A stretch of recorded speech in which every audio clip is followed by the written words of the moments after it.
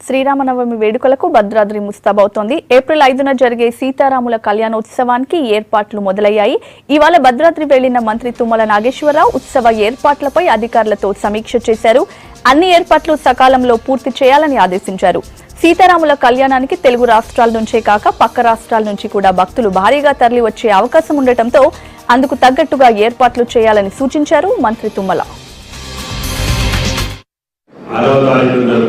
పట్టాల సంఘానికి లక్షలాది మంది రామభక్తులు వచ్చేటటువంటి ఆ పుణ్య కార్యక్రమానికి భద్రాచలం క్షేత్రం ఆ కళ్యాణ మహోత్సవానికి ఏర్పాట్లు జిల్లా కలెక్టర్ గారు ఎస్పీ గారి ఆధ్వర్యంలో చురుకుగా సాగుతున్నాయి.